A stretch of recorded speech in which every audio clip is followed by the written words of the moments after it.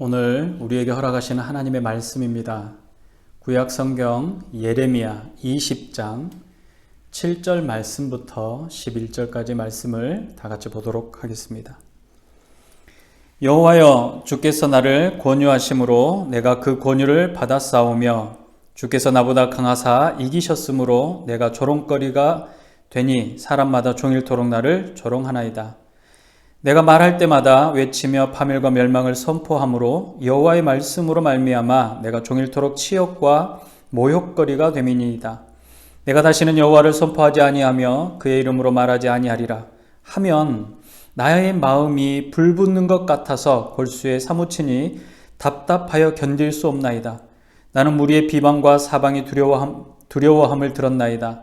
그들이 이르기를 고소하라, 우리도 고소하리라 하오며 내 친한 벗도 다 내가 실족하기를 기다리며 그가 혹시 유혹을 받게 되면 우리가 그를 이기어 우리 원수를 갚자 하나이다. 그러하오나 여호와는 두려운 용사 같으시며 나와 함께 하심으로 나를 박해하는 자들이 넘어지고 이기지 못할 것이오며 그들은 지혜롭게 행하지 못함으로 큰 치욕을 당하오리니 그 치욕은 길이 잊지 못할 것이니이다. 아멘.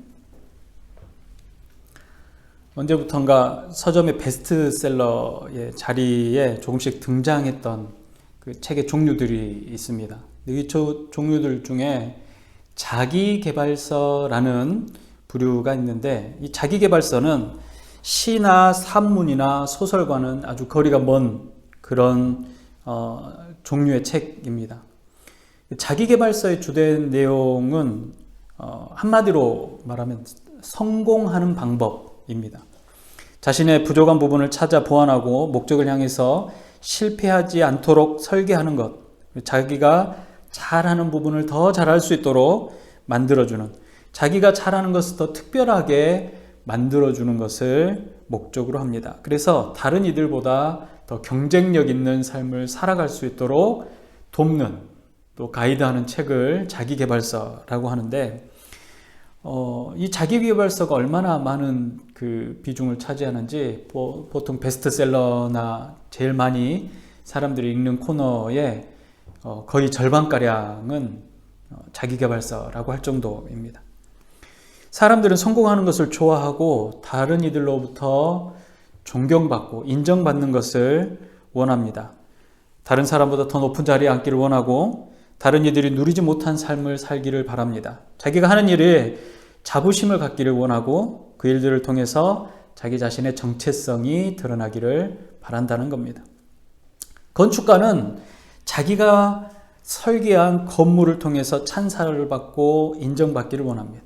도예가는 자신이 만든 그릇으로 자신의 아이덴티티를, 또 자신의 예술성을 드러내기도 합니다. 운동선수는 자신이 그 경기에서 어떠한 모습을 보여줄지를 끊임없이 생각하고 그것을 통해서 자기 자신을 드러내려고 합니다.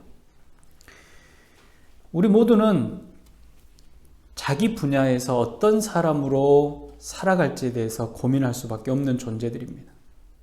자기 정체성이고 자기가 이 땅에 존재하는 이유가 되기도 합니다. 그래서 좋은 학벌, 또 좋은 직장, 또 좋은 지역에서 사는 것, 좋은 차를 타는 것, 그리고 좋고 아름다운 곳에 여행을 가는 것을 바란다라는 겁니다. 여러분들이 원하는 건 뭡니까? 여러분들이 바라는 삶은 어떤 삶입니까? 오늘 본문에 보면 여기 인정받지 못하는 사람이 한 사람 있습니다. 예레미야는 요시야 왕의 통치 기간 중에 하나님으로부터 부르심을 받은 선지자입니다. 이 부르심을 받은 시기는 이스라엘에게 가장 어두운 시기라고 할 수가 있습니다. 예레미야의 이름, 그 뜻을 보면 주께서 던지신다라는 의미로 보는 학자들이 많습니다. 하나님께서 예레미야라는 선지자를 적대적인 세상 속으로, 또 그를 원하지 않는 곳으로, 하나님을 원하지 않는 곳으로 던지신다라는 의미와 이스라엘의 죄 때문에 하나님께서 그들을 심판에 내던지신다라는 의미를 모두 담고 있는 선지자의 이름입니다. 이 예레미야는 솔로몬 왕 당시 제사장이었던 아비아달의 후손이고 제사장 힐기야 가문의 사람입니다. 그러니까 그의 고향은 아나도시고 그의 조상은 hil기야의 가문이며 아비하달의 후손이다. 이것은 아주 훌륭한 가문의 자손이며 장래가 촉망된 청년이라는 뜻이기도 합니다. 그는 그냥 제사장의 가문 안에서 제사장으로서 자기 자신을 훌륭하게 드러낼 수 있는 존재였다라는 겁니다. 그런 그를 하나님께서 당신의 말씀을 전하는 사역자로 부르시고 선택하셨다라는 겁니다. 전능하신 하나님의 사역자로 부르심을 받았다라는 거 얼마나 영광스럽고 무한한 영광이겠습니까? 그러나 그 삶은 영광스러움과는 거리가 먼 삶을 살게 됩니다. 많은 진실한 선지자들이 그랬던 것처럼 예레미야도 사람들로부터 환영받지 못하고 배척당합니다. 인정받지 못하는 삶을 살아가는 선지자였다는 겁니다. 그에게 하나님께서 전하라고 하셨던 메시지, 그 메시지들은 축복의 메시지가 아닙니다. 예레미야서를 우리는 눈물의 성경이라고 표현하고 예레미야 선지자를 눈물의 선지자라고 표현합니다. 왜냐하면 애곡하고 통곡하고 애통해하는 글들이 예레미야서에 가득하기 때문에 그렇습니다. 예레미야는 요시야 왕 때로부터 북쪽으로부터 올 대적의 위협에 대해서 반복적으로 외치던 선지자입니다. 그러니까 평화의 때, 좋은 날들, 또 희망을 노래하는 것이 아니라 곧 들이닥칠 위협과 공포에 대한 이야기를 하던 선지자였다라는 겁니다. 예레미야가 외치던 때는 아수르의 영향력이 유다 지역에서도 점점 쇠퇴해가고 있던 시기였고 부르심을 받은 때로부터 20년이 지나야 메소포타미아에서부터 이 밀려오는 바벨론의 세력이 늘어나게 됩니다. 그러니까 당시 북쪽의 위협이라고 해봐야 쇠퇴해가는 아수르가 전부였던, 그렇다라고 생각했던 그때에 하나님의 진노가 북쪽으로부터 온다, 온 유다에 내려질 것이다라는 이 예레미야의 경고의 메시지는 어쩌면 웃음거리였을지도 모릅니다. 그러니까 평화의 시기에, 우리가 아직 어려움이 닥치지 않은 평화의 시기인데 앞으로 큰 어려움이 올 거라고 말하는 이 선지자를 사람들은 반기지 않았다라는 겁니다. 환영을 하든지 거부하든지 예레미야는 하나님께서 전하라고 하시는 예언의 말씀을 소리 높여서 전합니다. 그는 엄중한 하나님의 경고를 들은 이스라엘 백성들이 그 말씀을 심각하게 받아들여서 그 말씀을 경청하기를 원했습니다. 그리고 하나님께서 바라셨던 것처럼 그들이 죄의 길로부터 돌아서서 하나님 앞에 나아오기를 바랬다라는 겁니다. 하나님의 진노하심을 돌이키기에 아직 시간이 있었기 때문에 그렇습니다. 하지만 그런 일은 일어나지 않았고 오히려 사람들의 외면과 그리고 끌려가 묶이고 맞기까지 하게 됩니다. 그를 때리고 하루 종일 나무에 묶었다 풀어준 바수를 향해 하나님께서 이스라엘을 대적의 손에 넘기실 것이고 많은 사람들이 칼에 죽게 되고 포로로 끌려가게 될 것이다 라고 예언을 했는데 사람들은 그 예언을 듣고 어떻게 생각했냐면 이 미친 사람이, 이 거짓 선지자가 이 하나님의 말이라고 하는 말을 짓거리는 이 자가 매를 맞고 곤욕을 당하니까 그를 저주하는 것이다. 스스로가 저주하는 것이다 라고 생각합니다. 성전과 왕궁의 아름다운 보석들과 보물들이 모조리 바벨론에 빼앗기게 될 것이라고 예언을 했는데 바벨론이라는 나라를 아직 들어보지 못했습니다. 그들이 그렇게 강성한 나라인지도 몰랐고 그들에게 있어서 아수르만큼 큰 국가가 아직 일어나지 않았던 때이기 때문에 그들에게 위협조차 되지 않은 그 어떤 모르는 미지의 민족을 두려워할 필요가 없었다라는 것입니다. 그러니까 진지하게 예레미야의 예언을 받아들이지 않았습니다. 오히려 심각하게 받아들이지 않았던 이들은 조롱하고 매질하고 배척하기만 했습니다. 예레미야는 홀로 갈등하면서 생각을 했을 겁니다. 하나님의 강권하심으로 부르심을 받아 하나님의 말씀을 전하고 있는데 예언자이며 선지자로 존중받지 못할 뿐만 아니라 자신의 전하는 말씀을 전혀 귓등에도 듣지 않는다라는 겁니다. 외면받고 있다라는 것. 하나님께 책임이 있다라고 생각했을지도 모르겠습니다.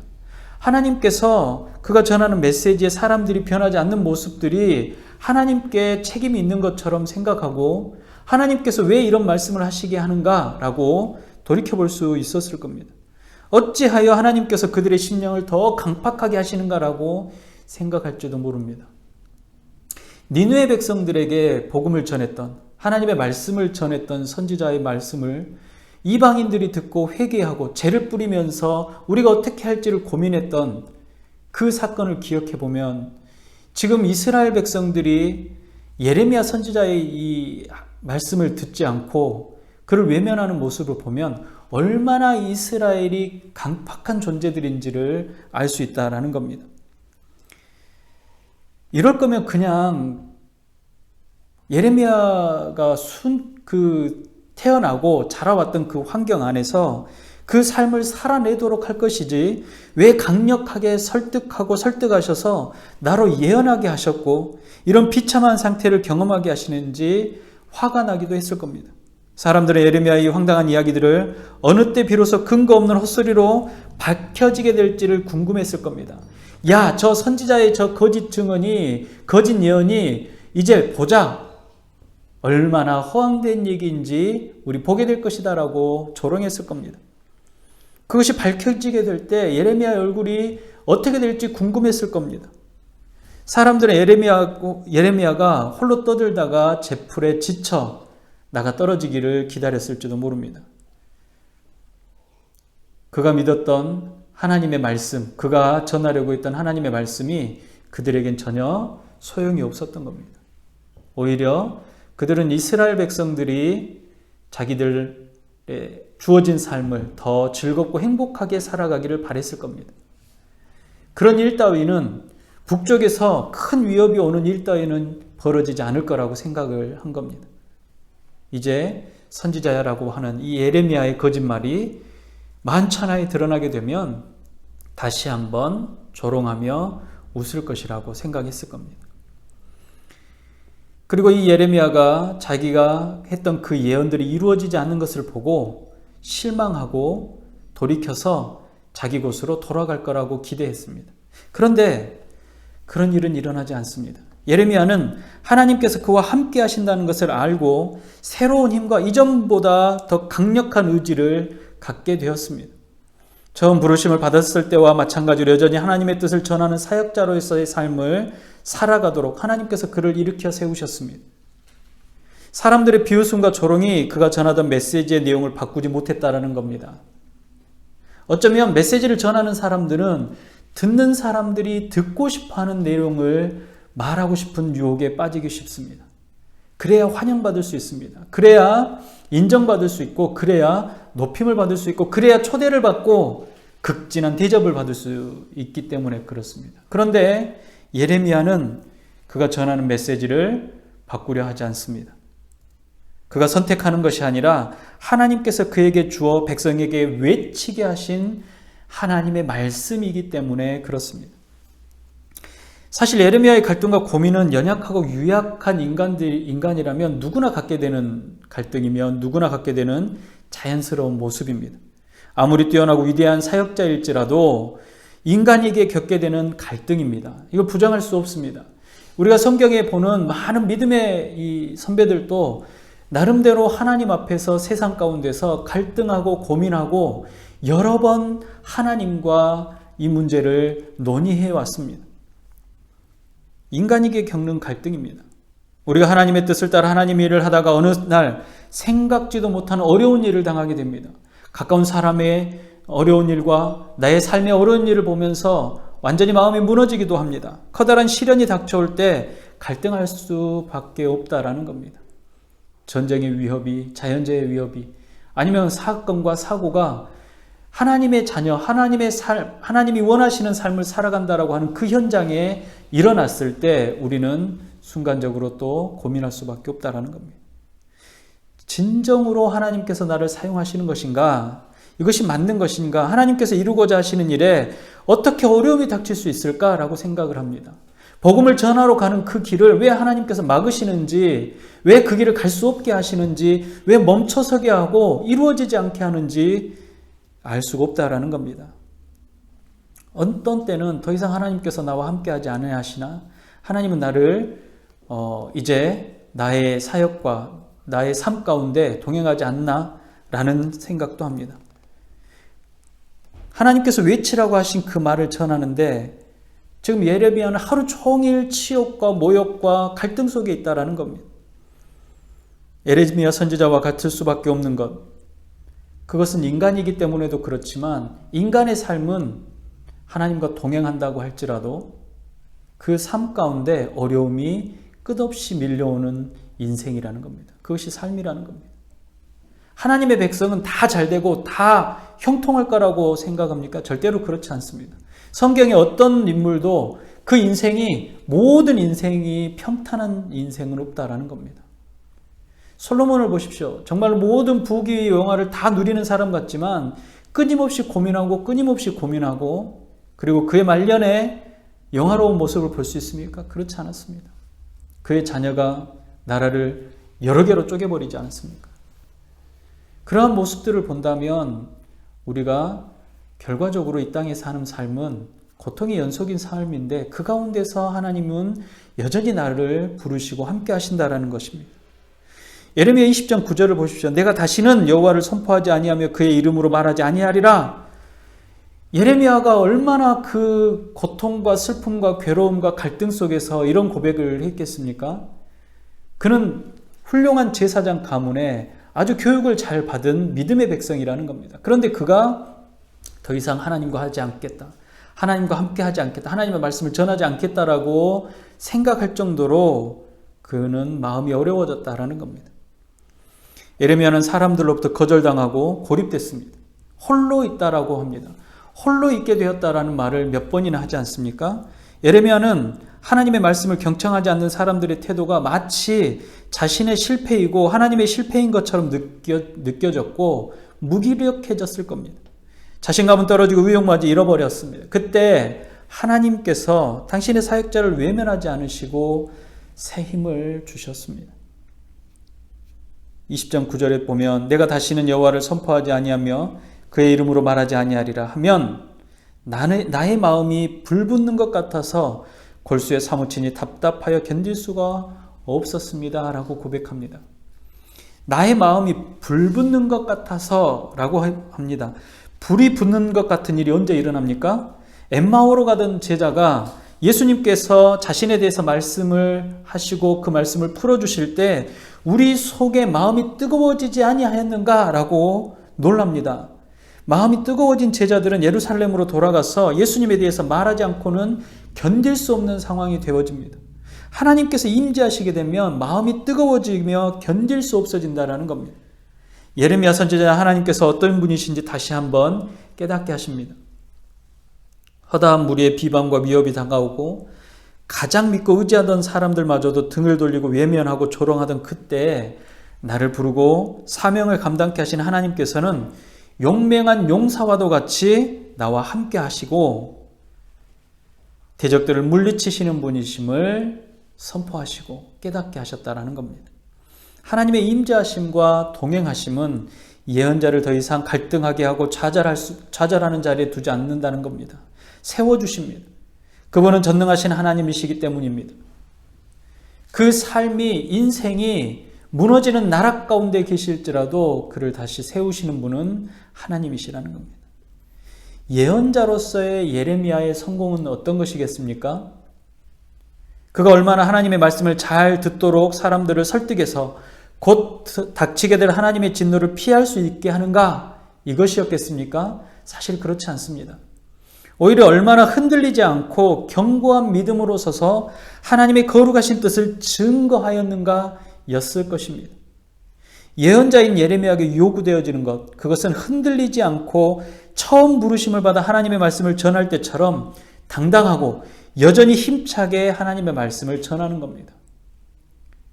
이스라엘 백성 모두를 하나님 앞에 데려와서 머리를 숙이게 하고 회개하게 하고 하나님 앞에 돌아오게 하는 것이 예레미야의 역할이 아니라 하나님의 말씀을 전하라고 하는 그때 그 장소에 그곳에서 그 말씀으로 전하는 것입니다. 만약 예수님께서 이 땅에 오셔서 사람들의 조롱과 비난을 받으실 때 이 땅에서 이루시기 위해서 계획하신 일들을 고민하시거나 흔들리셨다면 우리의 구원은 아직도 불투명한 어떤 것이 되었을지도 모릅니다. 그러나 예수님께서는 당신의 사역을 흔들리지 않는 당당함으로 견뎌내시며 이루셨습니다. 예레미야의 모습에서 우리는 예수님의 모습을 발견할 수 있습니다. 예수님께서는 흔들리지 않는 경건함, 굳건함으로 하나님의 뜻을 이루셨습니다. 하나님께서 하나님의 뜻을 이루신 예수님께 세상 가운데 거하는 저와 여러분들께 하나님의 능력이 나타나게 된 시작점이 바로 여기입니다. 예수님이 부르시고 하나님이 은혜로 우리를 구원하게 되셨습니다. 우리 모두는 예수 그리스도를 구주로 시인하며 하나님의 나라를 소망하는 삶을 살아갑니다. 그리스도인의 삶이라고 해서 세상과 분리되어지는 것이 아니라는 이야기입니다. 하나님으로부터 부르심을 받은 것은 삶의 자리이고 삶의 자리에서 하나님의 뜻이 이루어지는 것입니다.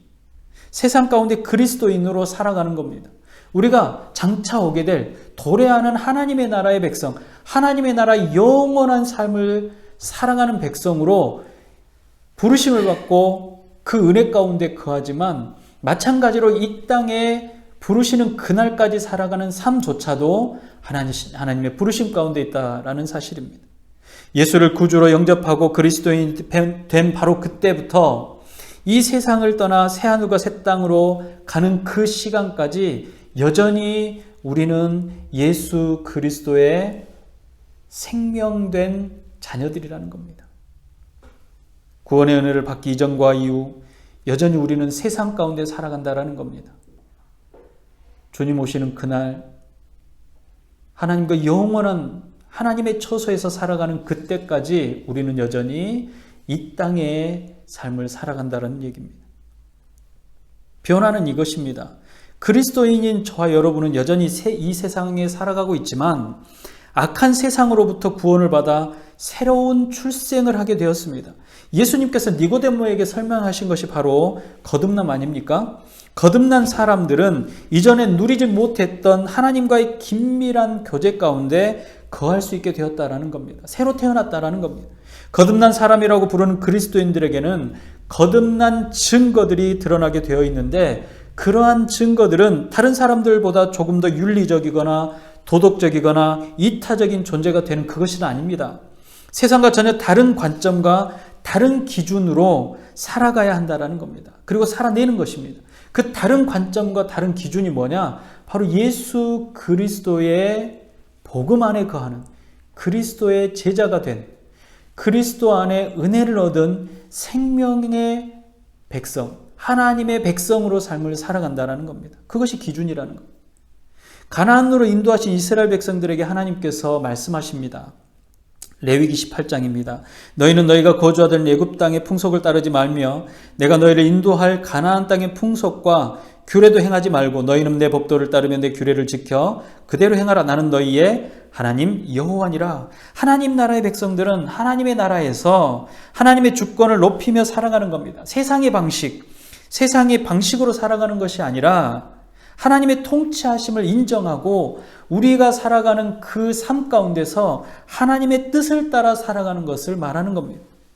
가나안의 이스라엘 백성들과 마찬가지로 삶의 자리에서 하나님의 나라를 선포하는 그리스도인들은 세상의 방식과는 세상의 방법과는 다른 방법으로 살아가는 겁니다. 그 방법은 하나님의 통치하심을 인정하는 방법입니다. 내가 원하는 대로 내 뜻대로 세상의 기준대로 세상의 시간, 시류대로 세상의 흐름대로 세상의 철학대로 우리가 따라가는 것이 아니라 하나님의 기준으로 우리가 그 삶을 살아낸다라는 겁니다. 하나님의 통치하심이 그 삶에 드러나는 것을 말합니다. 세상에 살아가고 있지만 세상에 속하지 않는 삶, 세상의 방식대로 살아가지 않고 세상에서 하나님의 방식과 방법으로 살아가는 걸 말합니다. 이것이 세상 가운데 하나님의 나라가 임하는 것입니다. 바울은 모든 그리스도인들을 그리스도의 편지라고 표현합니다. 너희는 우리의 편지라 우리의 마음에 썼고 뭇 사람이 알고 읽은 바라. 너희는 우리로 말미암아 나타난 그리스도의 편지니 이는 먹으로 쓴 것이 아니오 오직 살아계신 하나님의 영으로 쓴 것이며 또 돌판에 쓴 것이 아니오 오직 육의 마음판에 쓴 것이라. 고린도후서 3장입니다. 예수께서도 말씀하셨습니다. 너희에게 평강이 있을지어다. 아버지께서 나를 보내신 것 같이 나도 너희를 보내노라. 어디에 보냅니까? 세상에 보내는 겁니다. 만약에 우리가 영원한 삶, 사후에 일어나는 또는 예수 그리스도가 이 땅에 재림 이후에 일어나는 이 이후의 삶에 모든 초점이 맞춰 있고 그것에만 의미가 있다라고 하면 이 땅의 삶은 별 의미가 없다라는 겁니다. 예수님께서도 그렇게 말씀하지 않으시고 그 세상에서 보자 이렇게 말씀하셨을 겁니다. 그런데 예수님께서는 우리를 세상에 보내셨다라고 말씀하셨다라는 겁니다. 그리스도인은 세상을 향해 보냄받은 자들입니다. 하나님께서 세상을 구원하시기 위해서 예수님을 보내셨던 것처럼 예수님께서는 복음을 전하기 위해 그리스도인들을 세상 가운데 파송하셨습니다. 이것은 그리스도인들이 이 땅에 존재하는 이유입니다.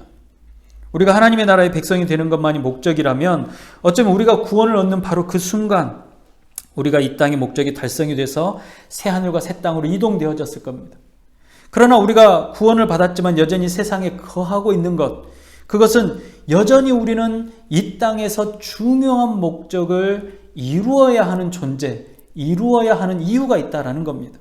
그리스도인들은 하나님께서 이 땅을 회복하시고 하나님의 나라가 완성될 때까지 하나님의 구원을 위해 삶의 자리마다 파송한 선지자이며 예언자이고 또 성도라는 겁니다.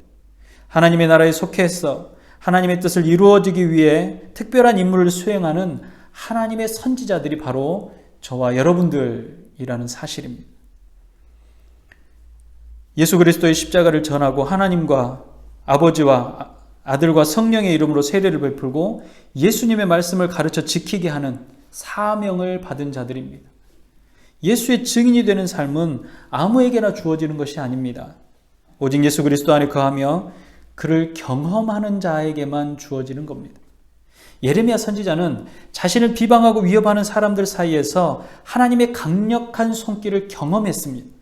그가 훌륭한 선지자로 남을 수 있었던 이유, 그 어렵고 힘들고 고통스러운 순간에 그의 마음을 불붙는 것 같이 하나님께서 만지셨기 때문에 답답해서 견딜 수 없는 마음이 되었다라는 겁니다. 달려가지 않고는 견딜 수 없는 마음이 되었다라는 겁니다.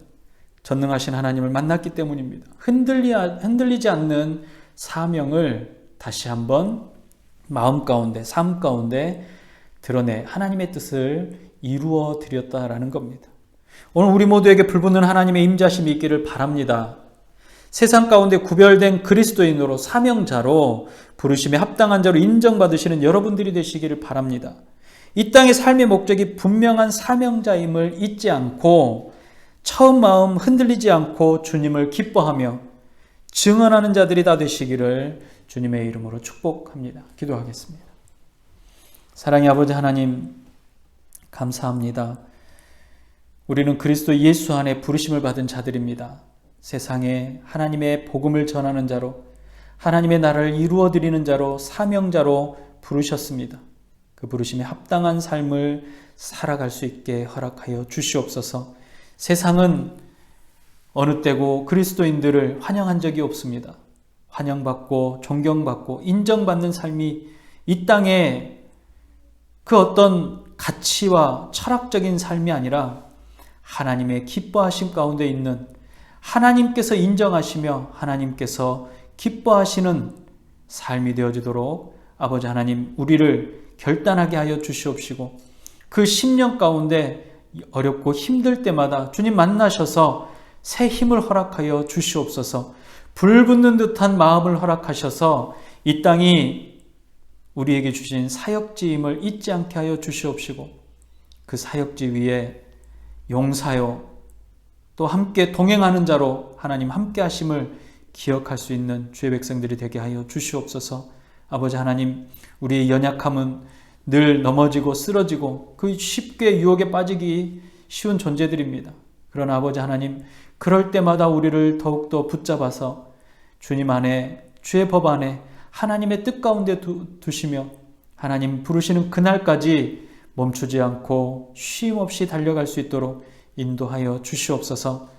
아버지 하나님, 우리의 삶 가운데 혹시는 어려운 중에 있습니까? 힘겨운 중에 있습니까? 너무나 아프고 고통스러운 중에 있습니까? 아버지 하나님, 우리에게 주시는 이러한 것들이, 세상 가운데 경험하는 이러한 것들이 우리를 완전히 무너뜨리지 못하도록, 완전히 넘어지지 못하도록 붙들어 주시옵시고, 아버지 하나님 만나 주시며 격려해 주시옵소서. 또한 아버지 하나님께서 허락하시는 대로 살아가는 우리들의 이웃들을 주셨사오니 이웃들을 향한 사랑을 우리 안에 담게 하여 주시옵시고, 그리스도의 편지로 그리스도를 전하는 자로 아버지 하나님 세워주시며 그들을 향한 아버지 하나님의 사랑을 드러내는 역사가 있도록 인도하여 주시옵소서. 아프고 힘겨운 우리의 이웃들, 고통스러운 이웃들이 새 힘을 얻게 하시며 회복되어지는 은혜도 받아 누리게 하여 주시옵소서. 오늘도 우리와 동행하시며 인도하시는 주님, 우리 주님께서 동행하시며 인도하실 때마다 기쁨으로 찬양하며 나아갈 수 있는 인생들이 다 될 수 있도록 허락하여 주시옵소서. 복되게 하시는 우리 구주 예수님의 이름으로 감사하며 기도드리옵나이다. 아멘. 기도하겠습니다. 지금은 우리를 죄와 사망의 권세로부터 구원하시며 영원한 생명의 근원이 되시는 우리 구주 예수 그리스도의 은혜와 하나님 아버지의 무한하신 사랑하심과 성령님의 감화, 감동, 위로, 교통 충만케 하시는 은혜가 하나님을 경험하며 하나님의 뜻을 따라 삶의 자리에서 하나님의 나라를 이루어드리기를 소망하고 다짐하고 또 다짐하는 주의 모든 백성들의 머리 위에와 각 가정과 지역과 교회 위에, 특별히 사랑하는 우리들의 이웃들의 머리 위에 이제로부터 영원토록 함께 있을지어다. 아멘.